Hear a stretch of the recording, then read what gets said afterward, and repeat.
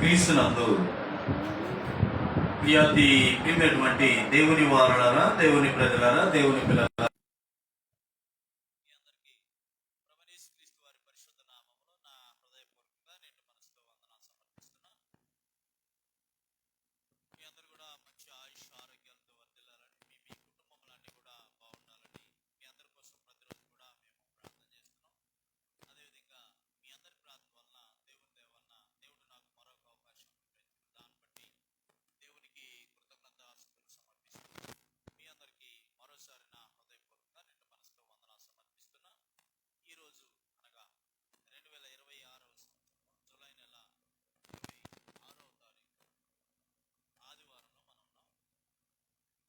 మరి సమయంలో దేవుని యొక్క వాక్యాన్ని చక్కగా ఆలకించాలని, దేవుని యొక్క వాక్యము ప్రతి ఒక్క హృదయంలో కూడా దేవుడు ఫలింపజేయాలని కోరుకుంటూ ముందుకు వెళుతున్నాం. గడిచిన తరగతిలో ఆత్మ సంబంధమైన బలులు అర్పించాలి అనే అంశాన్ని మనం కొంతవరకు మనం నేర్చుకుని ఉన్నాం. దేవుని ఆత్మతో సత్యంతో ఆరాధించడం, దేవుని ఆత్మతో సత్యముతో ఆరాధించు. ఆత్మ సంబంధమైన బలులు అర్పించాలని గడిచిన తరగతిలో మనం కొంతవరకు నేర్చుకున్నాం. మరి ఈరోజు కూడా రెండవ భాగాన్ని నేర్చుకోవడానికి ప్రయత్నించాం. ఆత్మ సంబంధమైన బలులు, ఆత్మ సంబంధమైన బలుల గురించి మనం నేర్చుకున్నాం. ఆత్మ సంబంధమైన బలుల గురించి దేవుని యొక్క వాక్యాన్ని మనం మొదటి భాగాన్ని మనం నేర్చుకున్నాం. రెండో భాగాన్ని నేర్చుకోవడానికి ప్రయత్నించేద్దాం. ఈరోజు రెండో భాగాన్ని నేర్చుకోవడానికి ప్రయత్నించేద్దాం. మూలవాక్యముగా ఆత్మ సంబంధమైన బలులు అర్పించాలి అనే గ్రంథంలో మూలవాక్యాన్ని జాగ్రత్తగా మనం గమనించినట్లయితే, మూలవాక్యము మొదటి పేతురు రాసిన పత్రికలో, మొదటి పేతురు రాసిన పత్రిక 2వ అధ్యాయము 5వ వచనంలో యేసుక్రీస్తు ద్వారా దేవునికి అనుకూలం, యేసుక్రీస్తు ద్వారా దేవునికి అనుకూలముకు ఆత్మ సంబంధమైన బలులు అర్పించుటకు అన్నాడు. జాగ్రత్త గమనించినట్లయితే ఆత్మ సంబంధమైన బలులు అర్పించుటకు పరిశుద్ధ యాజకులుగా ఉన్నట్లు మీరును సజీవమైన రాళ్ల వలన ఆత్మ సంబంధమైన మందిరంగా కట్టబడుతున్నారని చెప్పేసి అక్కడ తెలియజేశారు. మూలవాక్యంగా ఆత్మ సంబంధమైన బలులు అర్పించుటకు చెప్పాను కదా ఇంతకుముందు. గడిచిన పితరుల యుగంలో ఆరాధన ఎలా చేసేవాళ్ళు, ఆత్మ సంబంధమైన బలులు అర్పించేవాడు. క్షమించండి, భౌతికమైన అంటే ఏంటి, భౌతికమైన జంతువులను అర్పించేవాడు. అంటే ఏం అర్పించేవాళ్ళు? గొర్రెలు, మేకలు, పావురాలు, ఇంకా ఇలాగా భౌతికమైన బలులు అర్పించేవాడు. మరి ఇప్పుడు క్రొత్త నిబంధనలో క్రైస్తవులు మనం ఉన్నాం కనుక మరి ఆత్మ సంబంధమైన బలులు అర్పించాలి అంటుంది. ఏమేమి అర్పించాలో ఏంటో చూసాం. పాత నిబంధనలో అబ్రహాం గారు తన కుమారుడిని ఇస్సాకుని మళ్ళీ అర్పించడానికి వెనకాడలేదు, చూసాం. మరి ఈ సమయంలో జాగ్రత్తగా ఆలోచించినట్లయితే ఆత్మ సంబంధమైన బలులు రెండవ భాగంలో పేతురు రాసిన మొదటి పత్రిక 2వ అధ్యాయం మొదటి నుంచి గమనించినట్లయితే, దేవుని ఆత్మతో సత్యముతో ఆరాధించేటప్పుడు ఆత్మ సంబంధమైన అర్పించి అప్పుడు ఆరాధిస్తే దేవుడు అంగీకరిస్తాడు. చూడాలి, గ్రంథం తీసి చూడాలి అందరూ కూడా. మొదటి పేతురు రాసిన పత్రిక 2వ అధ్యాయము మొదటి నుంచి గమనించినట్లయితే దేవుని ఆరాధించేటప్పుడు, దేవుని ఆత్మతో సత్యముతో ఆరాధించేటప్పుడు, దేవుని సన్నిధికి వెళ్ళేటప్పుడు, దేవుని మందిరంలోకి మనం వచ్చినప్పుడు ఈ ప్రవర్తన జాగ్రత్తగా చూసుకున్నాడు. మీ ప్రవర్తన జాగ్రత్తగా చూసుకున్నాడు. ఎక్కడ సామెత గ్రంథం అనుకుంటాను 5వ అధ్యాయంలో, లేక ఫస్ట్కి 5 చూడండి.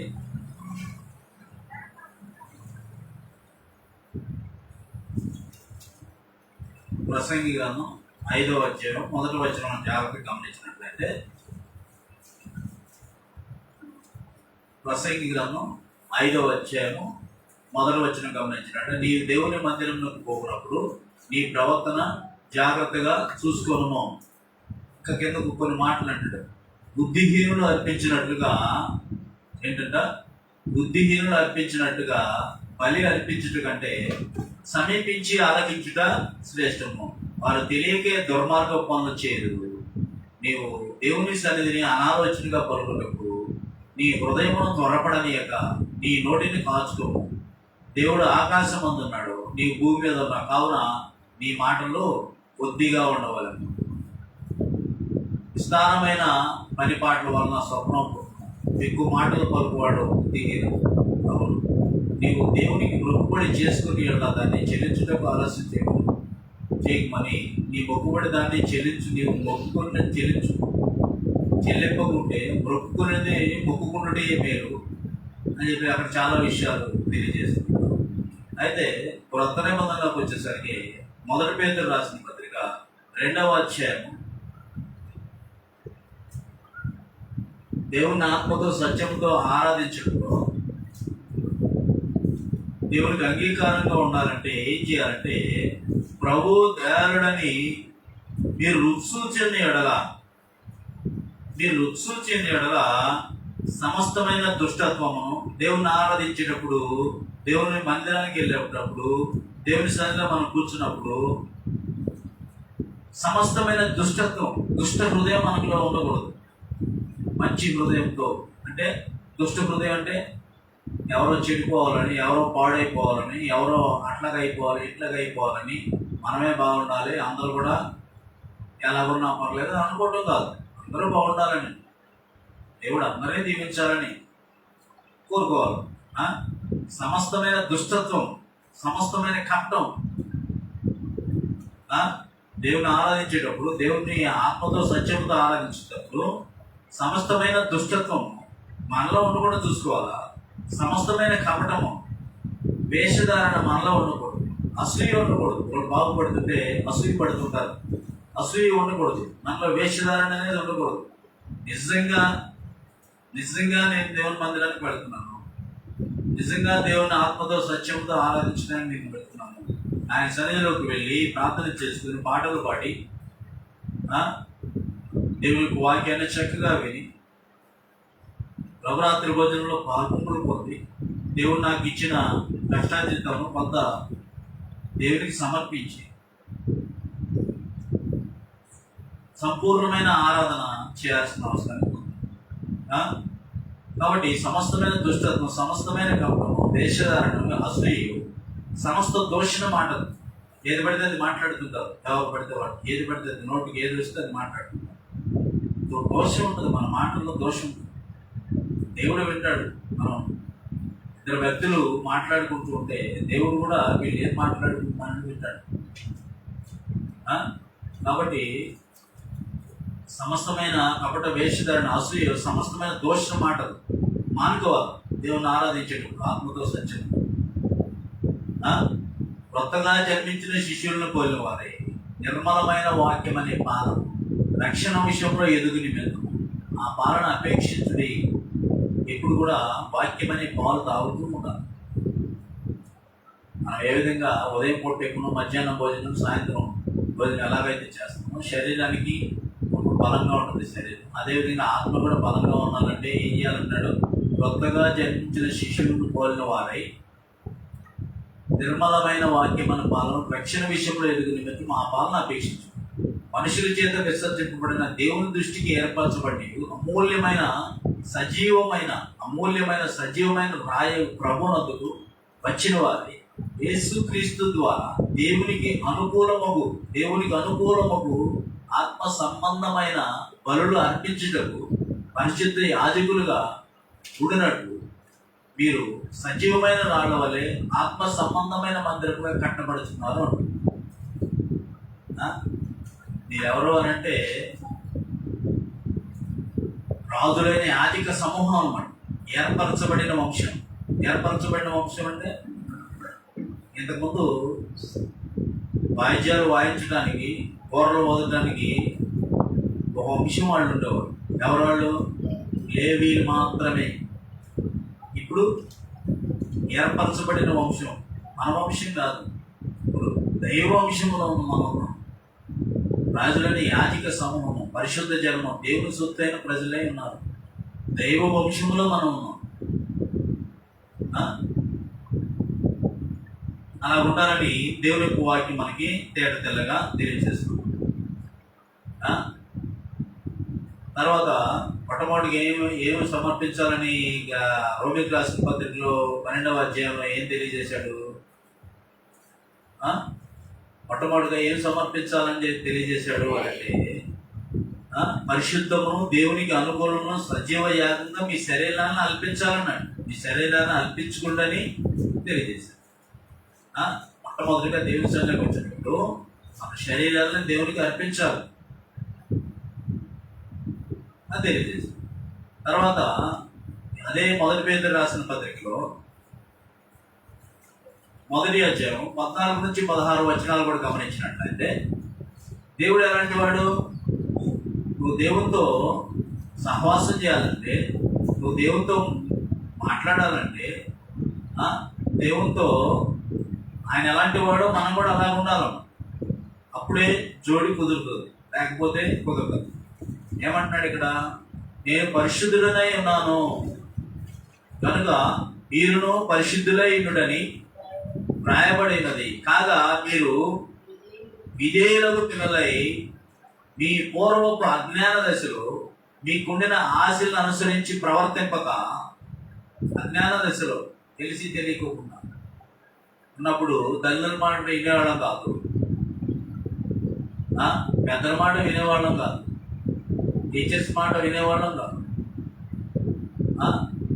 వినకపోతే అజ్ఞాన దశలో మీ ప్రధాన ఉపాధ్యాయుడు విధేయులు కావాలా? అవిధేయులు అయితే సరిపోతాం. విధేయులు అవ్వాలి. నేను పరిశుద్ధుడైనాను కనుక మీరునో పరిశుద్ధులైనడని వ్రాయబడి ఉన్నది. కాగా మీరు విధేయులకు పిల్లలై, అవిధేయులైన పిల్లలమా? విధేయులైన పిల్లలమా? విధేయులైన పిల్లలు ఏం చేస్తారు? దేవుని మాటకు లోపడతారు, స్కూల్లో టీచర్స్కి లోపడతారు, పెద్దలకు లోపడతారు, తల్లిదండ్రులకు లోపడతారు. విధేయులైన పిల్లలై మీ పూర్వపు అజ్ఞాన దశలో మీకుండిన ఆశలను అనుసరించి ప్రవర్తింపక, మనసు ఏం తోస్తే అది నా ఇష్టం, నీకెందుకు అనే మనస్తత్వం. అని చదువుకోరా, ఎగ్జామ్స్ ఉన్నాయి అని అంటే నా ఇష్టం, నేను చదువుకుంటాను, నీకెందుకు అని అంటే రెండోసారి చెప్తారా? తల్లిదండ్రులైనా టీచర్స్ అయినా ఇరుగు పొరుగు పెద్దలైనా చెప్తారా? చెప్పరు. ఎందుకు? నీ మంచికే కదా వాళ్ళు చెప్పేది, అవునా కాదు? కాబట్టి మీరు పూర్వపు అజ్ఞాన దశలో మీకుండిన ఆశలను అనుసరించి ప్రవర్తింపక మిమ్మల్ని పిలిచినవాడు, ప్రయాసపడి భారం మోసుకున్న సంవత్సరాలను నా ఎద్దరు నేను మీకు విశ్రాంతి కలిగజేస్తానని పిలుస్తున్నాడు. మిమ్మల్ని పిలిచినవాడు పరిశుద్ధులై ఉన్న ప్రకారం మీరును సమస్త ప్రవర్తన ఎందు పరిశుద్ధులై ఉండుడి. సమస్త ప్రవర్తన ఎందు పరిశుద్ధులై ఉండుడే తెలియదు.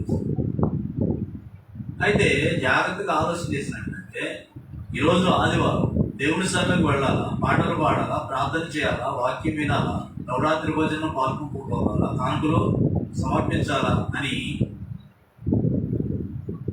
తెలిసి ఆయన సన్నిధిలోకి వచ్చి వెనకమాల ఇవన్నీ కూడా ఈ దుష్టత్వం, ఈ సమస్తమైన కపటం, వేషధారణ, అసూయ, సమస్తమైన దోష మాటలు ఇవన్నీ కూడా మానేసి ఆయన సన్నిధిలోకి వచ్చి ఆయన హృదయపూర్వకంగా ఆరాధించారు. హృదయపూర్వకంగా, మనస్పూర్వకంగా నీకే కలగాల. ఈరోజు ఆదివారము దేవుని సన్నిధికి వెళ్ళాలి, దేవుని ఆత్మతో సత్యంతో ఆరాధించాలని చెప్పేసి ఎవరో చెప్పడం కాదు, మనందరికి మనమే నిన్నే సిద్ధపాటు కలిగి ఈరోజు ఆరాధనకి అన్ని కూడా సమకూర్చుకుని వెళ్ళాలి. ఏదైనా ప్రయాణానికి ట్రైన్కి వెళ్ళాలంటే 1 గంట ముందే వెళ్తాం, అవునా కాదు? మన డ్యూటీలకు కానీ మనం చేసే పనులకు కానీ అన్నింటికి కూడా మన టైం కంటే 10 నిమిషాల ముందే బయలుదేరాలి. అలాగనే అంతకంటే ఎక్కువగా ప్రాముఖ్యత ఇవ్వాల్సిన అవసరం అనేది ఉందా? అయితే నువ్వు చేసేది, నువ్వు అసూయతో చేస్తున్నావు, వేషధారణతో చేస్తున్నావు, నువ్వు దుష్టత్వంతో చేస్తున్నావు, కపటంతో చేస్తున్నావు. దేవుడు చూస్తాడో చూడ, హృదయాలను పరిశీలిస్తాడు. మనుషులు ఏం చేస్తారు? ఓహో, ఇతను ఈమె ఆరాధనకి వెళ్ళి వస్తున్నారు కాబోలు, వీళ్ళు ఆరాధన చేసి వస్తున్నారు అని అనుకుంటారు. దేవుడు ఏం చూస్తాడు? మనం కూడా అనుకుంటున్నాం, కానీ దేవుడు ఏం చూస్తాడు? హృదయాన్ని పరిశీలన చేస్తాడు. దేవుడు పై ఆకారాలను పక్కన పెట్టాడు. ఇర్మియా గ్రంథం 17వ అధ్యాయం 9-10 వచనంలో, ఇర్మియా గ్రంథం జాగ్రత్తగా దేవుని యొక్క వాక్యాన్ని ఆలోచన చేసినట్లయితే, ఇర్మియా గ్రంథం 17వ అధ్యాయం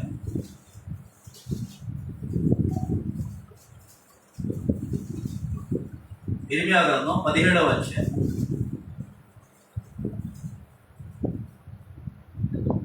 9-10 వచనాల్లో, అన్నిటికంటే నీ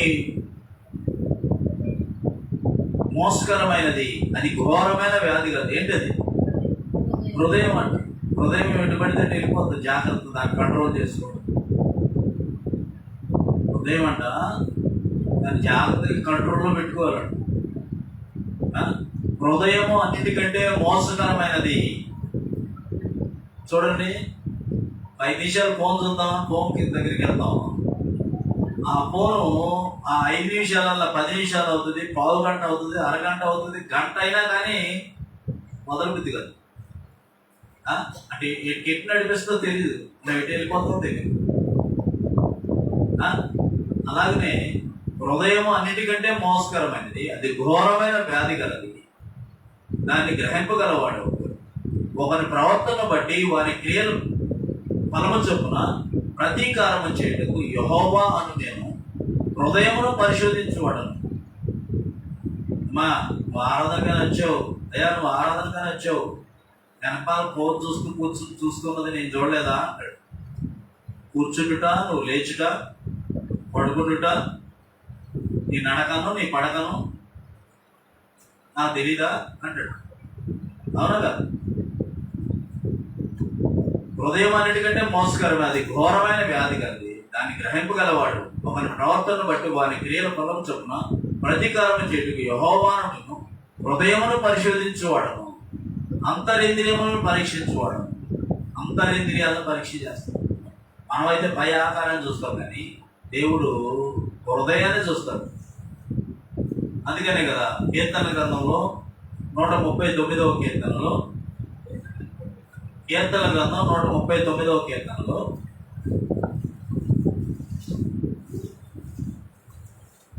కీర్తన గ్రంథం 139వ కీర్తనలో 2వ వచనం నుంచి గమనించినట్లయితే, నేను కూర్చుండుట, నేను లేచుట నీకు తెలియదు, నాకు తలపు పుట్టక మునిపే నీవు నా మనస్సును గ్రహించుతున్నావు, నా నడకను నా పడకను నీవు పరిశీలన చేసి ఉన్నావు, నా చర్యలన్నిటిని నీవు బాగుగా తెలుసుకుని ఉన్నావు. యెహోవా మాట నా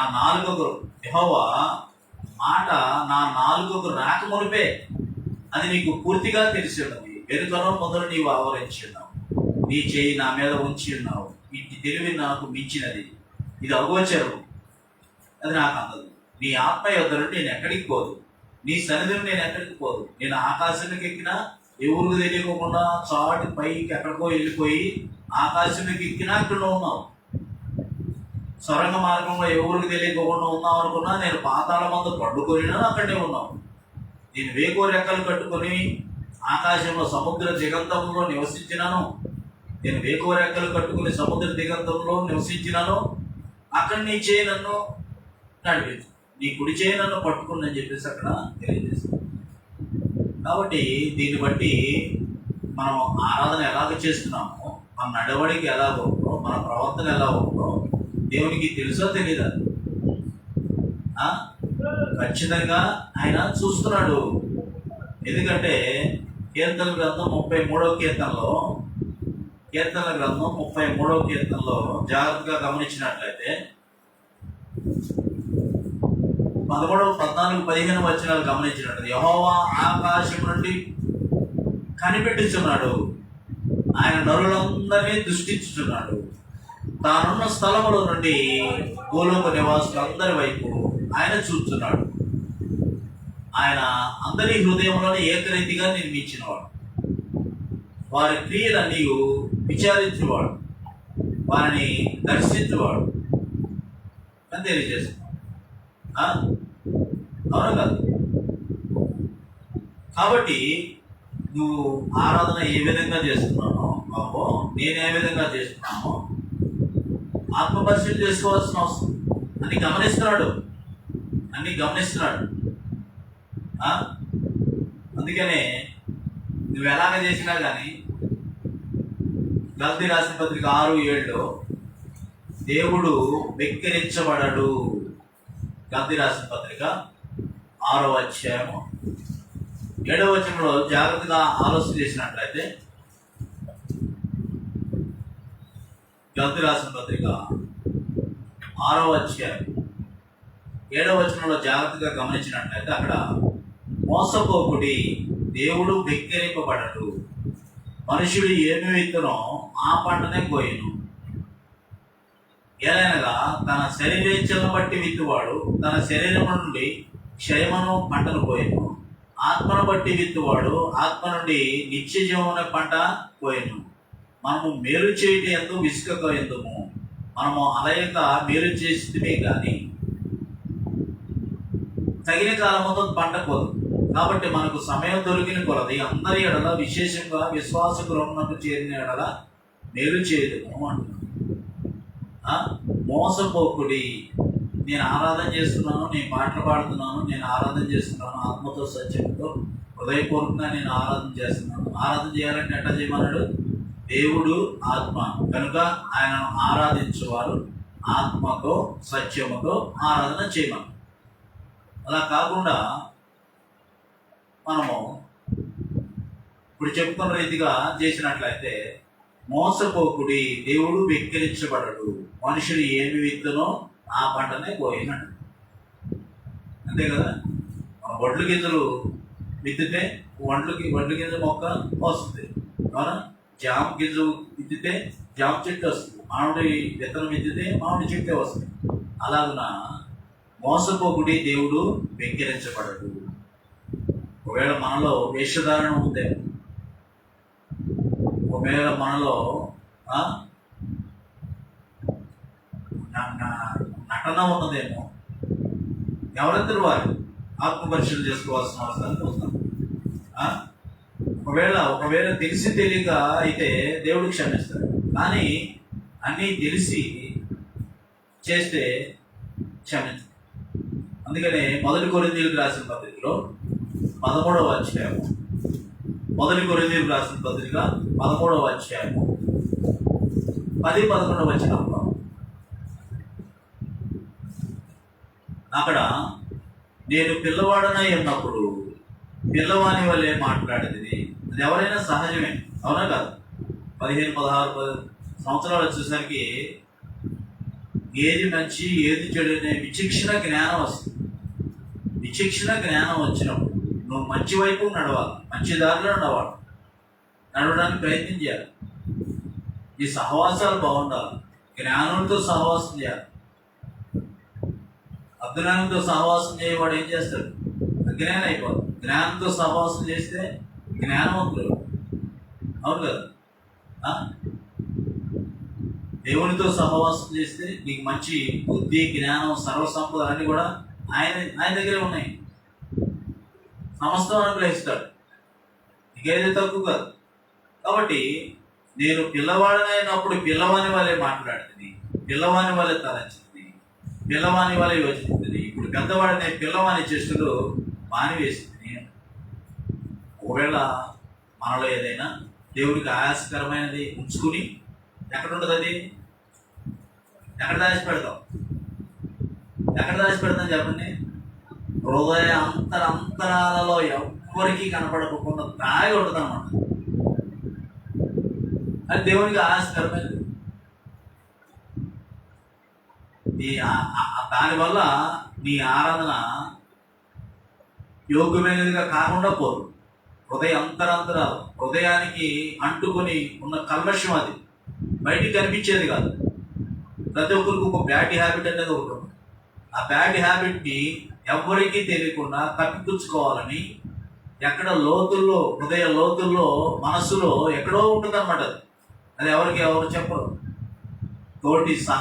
తోటి స్నేహితుడికి కానీ, బంధువులకు కానీ, కనీసం కట్టుకున్న భార్యకి కానీ, రక్త సంబంధికి ఎవరికి చెప్పరు. అది బయట పడదు అది. కానీ ఒకనొక రోజున అది బట్టబయలవుతుంది. ఏదైనా ఎంత మూసిపెట్టినా సరే అది ఒక రోజున బట్టబయలేదు. అవును కదా? కాబట్టి దేవుని యొక్క వాక్యం ఏం తెలియజేస్తుంది? నేను పిల్లవాడనై ఉన్నప్పుడు పిల్లవాని వల్లే మాట్లాడుతుంది, పిల్లవాని వల్లే తలంచుతుంది, పిల్లవాని వల్లే ఏడుతుంది. ఇప్పుడు పెద్దవాడనై పిల్లవాని చేస్తూ మానివేసింది. ఏది పాపం అవుతుంది, ఏది పాపం కాదు. క్యాజువల్గా ఇద్దరికి ఏదో మనస్పర్ధ వచ్చింది, మాట పెరిగింది, కొట్టేశారు. దేవుని దగ్గరికి వెళ్ళి అయ్యా నా తప్పు, నన్ను క్షమించాలంటే దానికి క్షమాపణ ఉంటుంది కానీ లోపల పగబెట్టుకుని వీడు ఎక్కడ దొరుకుతాడా అని చెప్పేసి ఒంటరిగా వాడి ఎక్కడ దొరుకుతాడా అని చూసి ఒక పగబెట్టి కాసుకుని వాడిని కొడితే దేవుడు దానికి క్షమించాడు. దీనికి చాలా ఉదాహరణ ఉంది. ఒకళ్ళు ఆడుకుంటూ ఉంటారు, ఒకళ్ళు కర్ర బిళ్ళ అట్లా కొట్టి కన్నుపోతుంది. అదేంటి సహజంగా జరిగిన దానికి క్షమాపణ ఉంటుంది కానీ, తెలియక చేసిన దానికి క్షమాపణ ఉంటుంది కానీ, తెలిసి చేసిన దానికి దేవుడు కూడా క్షమించడు. మన అంతరాత్మ ఎప్పుడు గుచ్చుతూనే ఉంటుంది. నువ్వు తప్పు చేసావు. అవునా కదా? నేను పిల్లవాడినైనప్పుడు పిల్లవాని వాళ్ళే మాట్లాడుతుంది, పిల్లవాని వాళ్ళ తలంచుతుంది, పిల్లవాని వాళ్ళు వచ్చించుతుంది. ఇప్పుడు పెద్దవాడిని పిల్లవాని చేసేందుకు వేయాల్సిన అవసరం అనేది ఉన్నది కదా?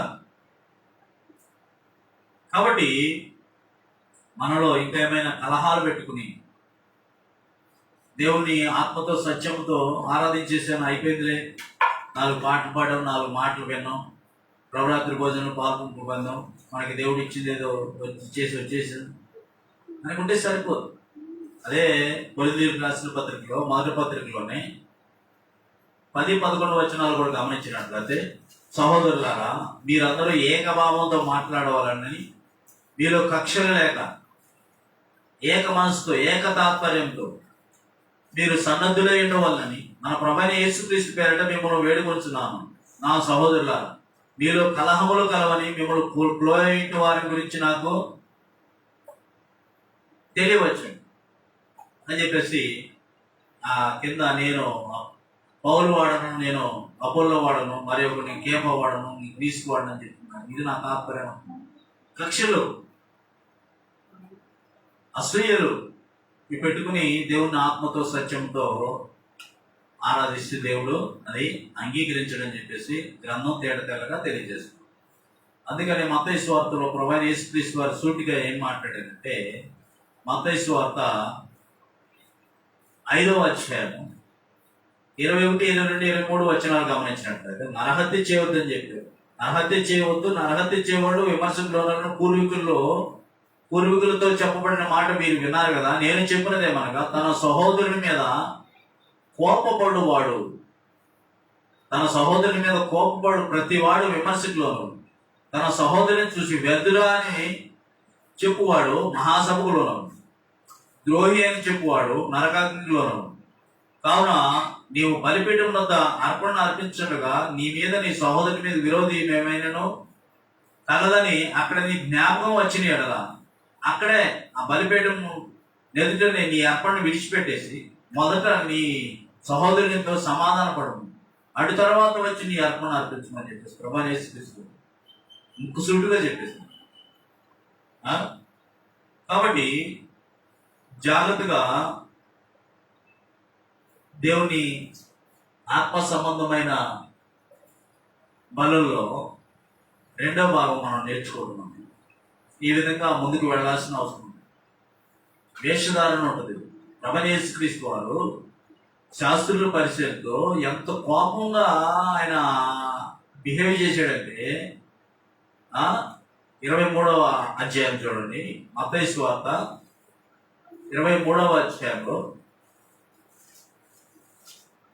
మత్తయి సువార్త 23వ అధ్యాయము 13, 14 వచనాలు గమనించినట్లయితే, అయ్యో వేషధారులైన శాస్త్రులారా పరిచయులారా, మీరు మనుషుల ఎదుట పరలోక రాజ్యము మూయుదు, మీరు అందులో ప్రవేశింపరు, ప్రవేశించు వారిని ప్రవేశింపరు. అందులో వాళ్ళు ప్రవేశించినంత ప్రవేశించు వారిని ప్రవేశింపరు తెలియజేస్తారు. శాస్త్రులు పరిచయం విషయం ప్రభువైన యేసుక్రీస్తు, అయ్యో వేషధారులైన శాస్త్రులారా పరిచయులారా, మీరు మనుషులు ఎదుట పరలోక రాజ్యమును మూయుదురు, మీరు అందులో ప్రవేశించరు, ప్రవేశించు వారిని ప్రవేశింపరు. ఇంక 24వ వచనం నుంచి మాట్లాడుతున్నారు. అయ్యో వేషధారులైన శాస్త్రులారా పరిచయులారా, మీరు గిన్నెయు పళ్ళెమును వెలుపటి శుద్ధి చేయుదురు, కానీ అవి లోపల దోపుతోను అజితేత్వముతోను నిండి ఉన్నది. గుడ్డి పరిచయుడ, గిన్నెయు పళ్ళెమును వెలుపల శుద్ధి ఒకట నట్టుగా ముందు వాటిని లోపల శుద్ధి చేయమంటున్నాను. కొంతమంది చూడండి, ఆదివారం వచ్చేసరికి చాలా ఫ్రెష్గా స్నానం చేసి వైట్ అండ్ వైట్ చేసి చాలా ఫ్రెష్గా చక్కగా కనిపిస్తూ ఉంటాం కదా. అయితే ఇక్కడ గమనించినట్లయితే వాళ్ళ గురించి ప్రభువైన యేసుక్రీస్తు వారు, వేషధారులైన శాస్త్రాల పరిచయాల, మీ గిన్నె వెలుపల, మీరు వంట చేస్తారు కదా, వంట చేసేటప్పుడు ఆ పాత్రలు ఉంటాయి కదా, ఆ పాత్ర బయట బాగా తడతల అమ్మో ఏమో చూసావా వంటలు తడతల మెరిసేటట్టు నడుతుందమ్మా అనుకునే అంతగా, దానికంటే ముఖ్యంగా లోపల తడతల మనాలంటున్నాడు. బయట ఏ విధంగా అయితే ఉందో ఫస్ట్ ప్రిఫరెన్స్ లోపల నీ హృదయం పరిశుద్ధంగా ఉండాలి. నేను పరిశుద్ధున్నాయని కనుక మీరు పరిశుద్ధులై ఉండాలని చెప్పేసి కదా.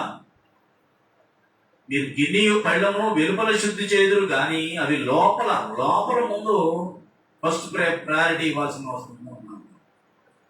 గుడ్డి పరిచయుడ, గిన్నెయు పళ్ళము వెలుపల శుద్ధి అయినట్టుగా ముందు లోపల శుద్ధి చేయండి. అయ్యో వేషధారులైన శాస్త్రులారా పరిచయులారా, మీరు సున్నము కొట్టిన సమాధులను పోలి ఉన్నారంట.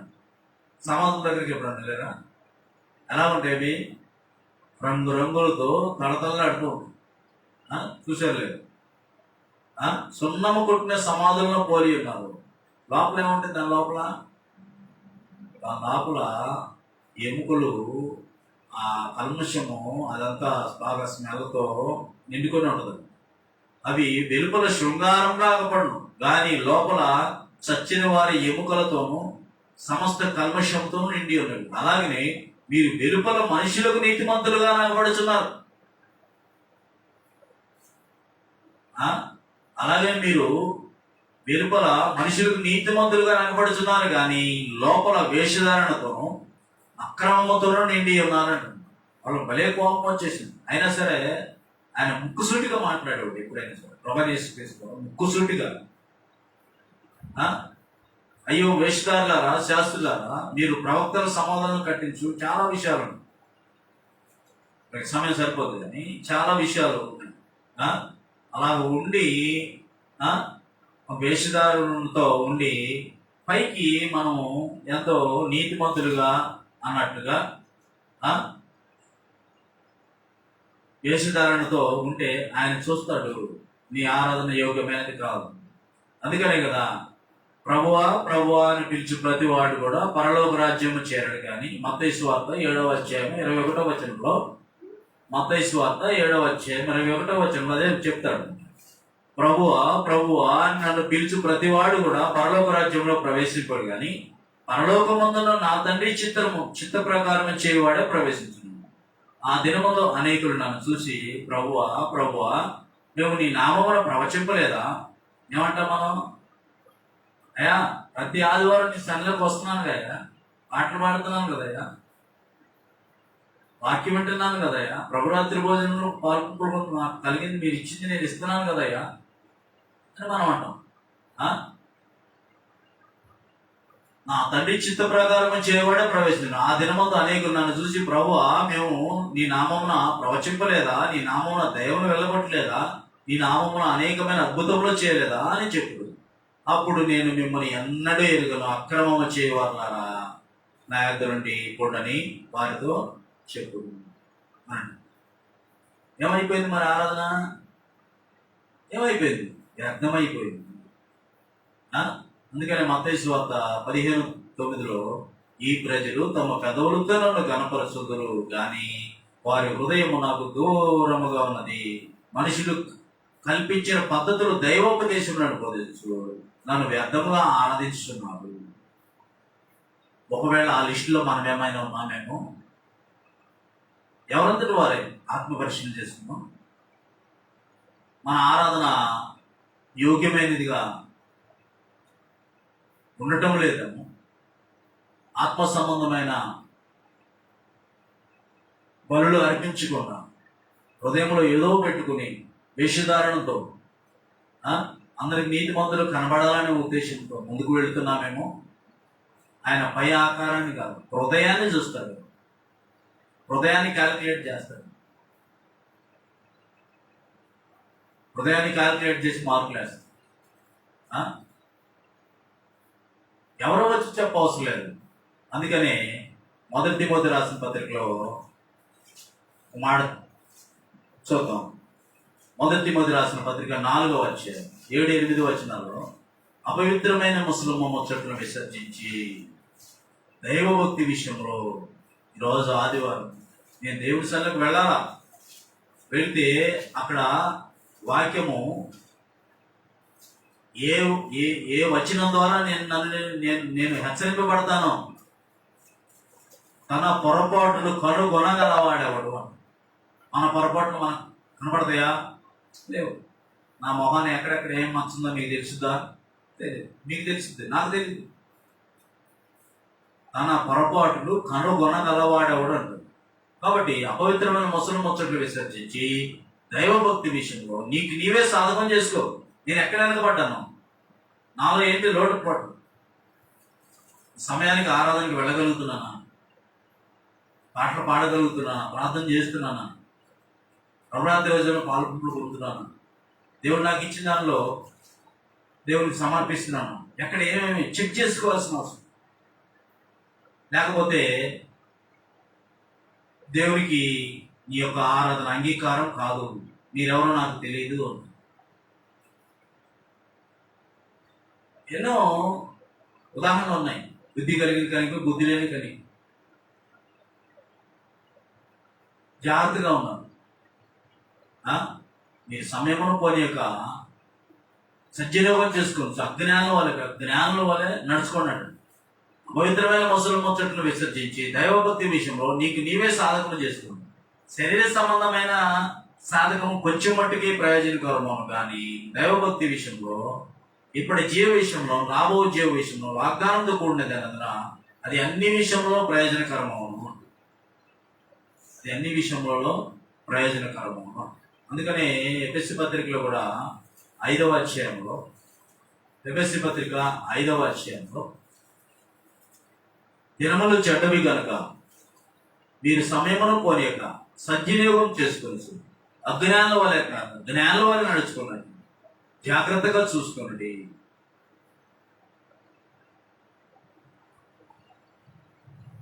జాగ్రత్తగా చెక్ చేసుకోవాల్సిన అవసరం కదా. కాబట్టి ఈ విధంగా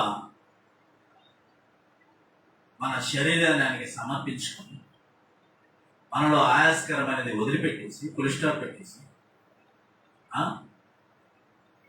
ఇంకా ఏమేమి ఉన్నాయో దేవునికి ఆయాస్కరమైన నా ఆరాధన దేవునికి అంగీకారం ఏమేమి లేదో అది చెక్ చేసుకుంది, దానికి ఫుల్ స్టాప్ పెట్టి అయ్యా నేను పిల్లవాడిని అయినప్పుడు పిల్లవాడిని వల్ల యోచించింది, ఇప్పుడు పెద్దవాడిని పిల్లవాడిని చేసిన మానివేసినట్టు వాటన్నిటిని పక్కన పెట్టేసి కుడి ఎడమను తొలగుతా నన్ను తినగా నడిపించిన ఆయన నాలో నీకు ఆస్కరణ ప్రతిష్ఠించిన దూరపరచు. తెలిసి కానీ తెలియక కానీ చేశాను, నటన జీవితం వేషధారణ జీవితం చేశాను, వాటన్నిటిని కూడా ఫుల్ స్టాప్ పెట్టి నాలో నీకు ఆస్కరణ ఏదైతే ఉందో నాకంటే నీకు ఎక్కువగా తెలిసిన ఆయన దాన్ని దూరపరచు.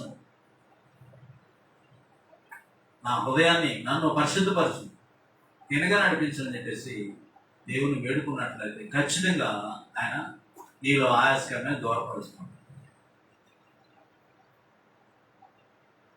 కాబట్టి అలాగా దేవుణ్ణి ఆత్మతో సత్యంతో ఆరాధించుతూ ఈ ఆత్మ సంబంధమైన బలులు అర్పించి ఇంకొకసారి అన్నింటినీ కూడా చెక్ చేస్తూ యథార్థ హృదయము గలవాలి, భయముతో వణుకుతో కంటికి కనబడటానికి చేయకూడదు. ఆరాధన అనేది సేవకులు కూడా హెచ్చరిక ఉంది. అదే ఎఫెసీ రాసిన పత్రిక 6వ అధ్యాయము 5-6 వచనాలు గమనించినట్లయితే, దాసులారా యథార్థమైన హృదయము గలవారై భయముతోను వణుకుతోను క్రీస్తులకు వలె శరీర విషయమై మీ యజమానులైన దాసులకి విధేయులై ఉండుడి. మనుషులను సంతోషపెట్టు వారు చేసినట్టు కంటికి కనబట్టకే కాక క్రీస్తు దాసులమని ఎరిగి దేవుని చిత్తము మనఃపూర్వకంగా జరిగించుతూ మనుషులకు చేసినట్టు కాక ప్రభువునకు చేసినట్టే ఇష్టపూర్వకంగా సేవ చేయుడి. ఇష్టపూర్వకంగా సేవ చేయుడి అని అలాగా చేయడానికి ముందుకు వెళ్ళాల్సిన అవసరం అనేది ఉండదు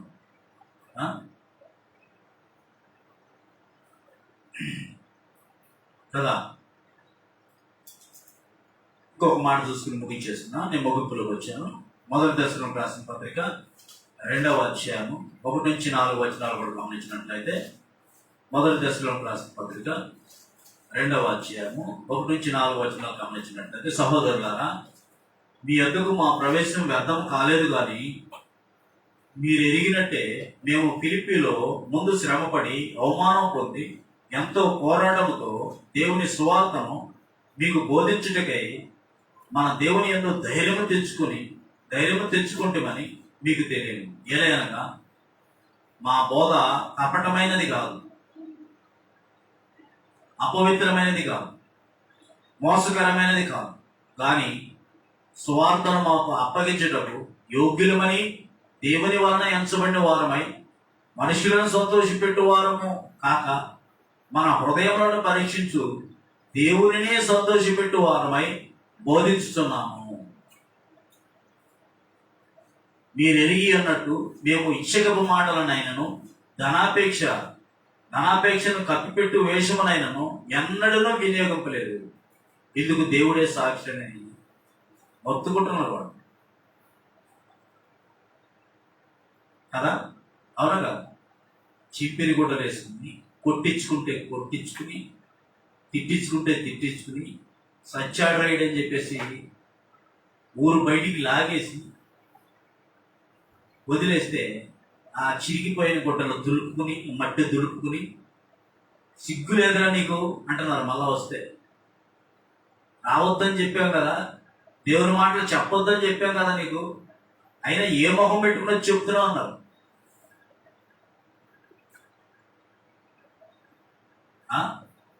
చూడండి అక్కడ, సహోదరులారా మీ యొద్దకు మా ప్రవేశం వ్యర్థము కాలేదు, కానీ మీరు ఎరిగినట్టుగా మేము ఫిలిప్పీలో ముందు శ్రమపడి ఎన్నో అవమానాలు పొందారు. అవమానం పొంది ఎంతో పోరాటంతో దేవుని సువార్తను మీకు బోధించుటకై మన దేవుని యందు ధైర్యం తెచ్చుకున్నారు. ఈ జీవితం పోతే పోయింది, దేవుని పని మేము చేస్తున్నాం, ఆ దేవుడు మా కొరకు ఏదైతే దాచించాడో అది శాశ్వతమైనది, ఇది తాత్కాలికమైనది. శరీరం నిష్ప్రయోజనం కదా, శరీరం నిష్ప్రయోజనం. 60-70 సంవత్సరాల ఈ భూమి మీద జీవితం, అక్కడ తరతరాలు యుగాలు ఉండటానికి వీళ్ళు తీర్మానం చేసుకుని ధైర్యం తెచ్చుకుంటామని మీకు తెలియదు. ఎలాగగా మా బోధ కపటమైనది కాదు, మా బోధ అపవిత్రమైనది కాదు, మోసయుక్తమైనది కాదు, కానీ స్వార్థను మాకు అప్పగించుటకు యోగ్యులమని దేవుని వలన ఎంచబడిన వారమై మనుషులను సంతోషపెట్టు వారము కాక మన హృదయములను పరీక్షించు దేవునినే సంతోషపెట్టు వారమై బోధించుతున్నాము. మనం కూడా ఆత్మతో సత్యముతో ఆరాధన చేసేటప్పుడు దేవుని సంతోష పెట్టాలనే ఉద్దేశంతోనే మన పాటలు, మన ప్రార్థన, మన యొక్క ఆరాధన అంతా ఉన్నది తప్ప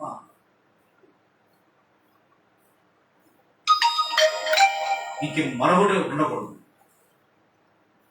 అని తెలియజేస్తూ నేను ముగించేస్తున్నాను. ఎప్పటివరకు ఓపిక చక్కగా ఉన్న మీ అందరికీ నా హృదయపూర్వకంగా నిండు మనసుతో వందనాలు సమర్పిస్తూ ముగించేస్తున్నాను. మీరందరూ కూడా ఆత్మీయంగా బలపడి స్థిరపడాలనే ఉద్దేశంతో ముందుకు వెళ్తున్నాను. చక్కగా ఆలోచించిన మీ అందరికీ మరోసారి నా హృదయపూర్వకంగా నిండు మనసుతో వందనాలు సమర్పిస్తూ ముగించేస్తున్నాను.